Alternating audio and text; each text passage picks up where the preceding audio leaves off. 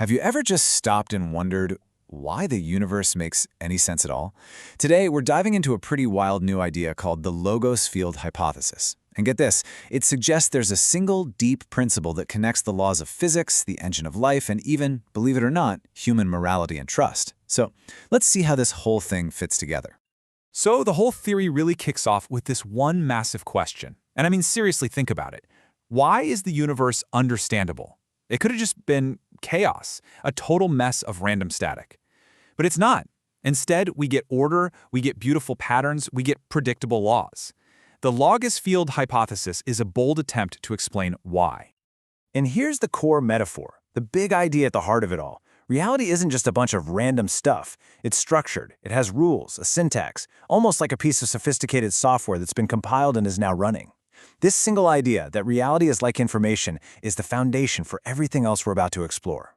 Now, this leads to something that physicists have noticed for a long time, something called the compression paradox. You see, the deeper we dig into the nature of reality, the simpler and more elegant the underlying laws seem to become. Just a handful of short equations can describe almost everything we see. It's like the universe is generating this mind-boggling complexity from a tiny, elegant piece of code. But why? Why should that be? To put a formal name on it, the theory calls this the coherence problem. And it really is the central mystery, isn't it? Why does everything in our universe cohere? Why is reality stable, predictable, and understandable instead of just dissolving into pure random chaos as you might expect? So, to even begin to tackle the coherence problem, the theory starts at the very bottom, at the most fundamental level we know, the laws of physics. The argument here is that this is the first place we can see this principle of coherence in action, behaving like a kind of cosmic code. And to make this idea a bit more concrete, the theory gives us a tool to measure it. It's a concept called coherence density. Just think of it as an elegant score for any physical law. It's basically a ratio. How much of reality can this law explain versus how simple is the law itself? A high score means you're getting a ton of explanatory power from a very small, elegant bit of code. And what's really cool is you can actually see this elegant score increasing all throughout the history of physics. I mean, as we've moved from Newton's laws to Einstein's equations and then to the Standard Model, our theories have just gotten more and more unified, more and more powerful. We're consistently explaining more of the universe with less and less code.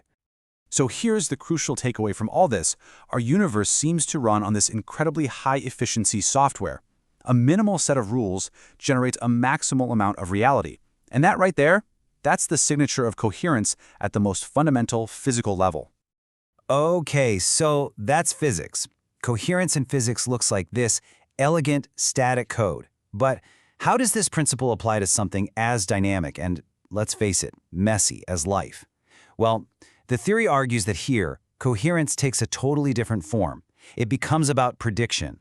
The key idea here is something called the free energy principle. And it basically says this: to stay alive, any organism has to constantly predict its environment to avoid fatal surprises. You know, a single cell predicting where the nutrients are, or you predicting a car's movement before you cross the street. It's all the same basic principle.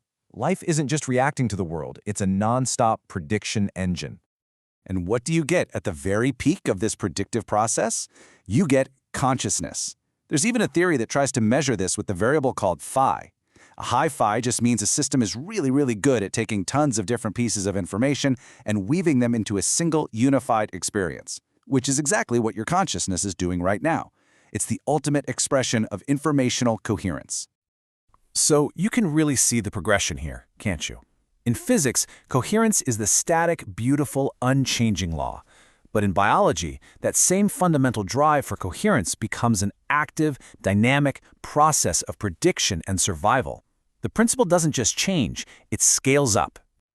All right, so we've gone from physics to life. Now we're going to take the final step up the ladder into the uniquely human world of ethics, trust, and how we relate to each other. And just like before, the theory introduces another metric. This one is called kappa. Now, the formal name is coherence coupling, but you can really just think of it as the physics of trust. When you and a close friend can reliably predict each other's actions, intentions, and feelings, your kappa is high. When that trust breaks down, it's low. It's that simple. And this is where it gets really fascinating. because the theory reframes all of our traditional virtues in terms of information. Truth isn't just some abstract moral good, it's the most efficient way to sync up what's in my head with what's in your head. Empathy helps us predict each other better. And love? Well, love becomes the ultimate act of reducing uncertainty and surprise between people. Essentially, our virtues are the tools we've developed to fight social chaos and increase coherence. So if that's what virtue is, what's immorality? A lie, a betrayal? According to this theory, these aren't just bad acts. They are injections of informational chaos into the system. They literally break the alignment between people and reality, jacking up the overall surprise and disorder for everyone. Okay, so we've traced this incredible pattern of coherence all the way from the laws of physics through the struggle of life and up into the complexities of human ethics. Now we can finally bring it all together into this central hypothesis. And this brings us to the big one, the logos field. The hypothesis is that underlying all of reality, there's a fundamental mind-like field of pure potential information. And this field isn't just sitting there. It's the active source of all the coherence we've been talking about, constantly pushing the universe toward more order, more complexity, and ultimately deeper meaning. So this is really the whole argument in a nutshell. It's the same underlying principle, the logos field, expressing itself differently at each level of complexity.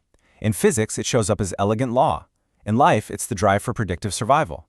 In our minds, it's integrated awareness, and in our societies, it's the relational trust that holds everything together. It's all just one big cascade of coherence. And to take it just one step further, the theory suggests this logos field operates in three fundamental ways. First, there's creation, the act of turning pure, chaotic potential into a predictable universe. Second, there's providence, the ongoing process of sustaining all that order and coherence. And finally, there's redemption, the act of restoring coherence and trust after they've been broken. This final quote, I think, just brings it all home so beautifully. The idea here is that the universe isn't some cold, dead clockwork machine. It's more like a living sentence, a story that's still being written. And the force that corrects the errors in that story, the force that fixes the typos, well, that looks a lot like what we call compassion. And so we end right back where we started, with that one powerful question. What if the universe isn't a machine at all? What if it's a thought unfolding? What if the entire cosmos is just one grand idea slowly and beautifully becoming aware of itself?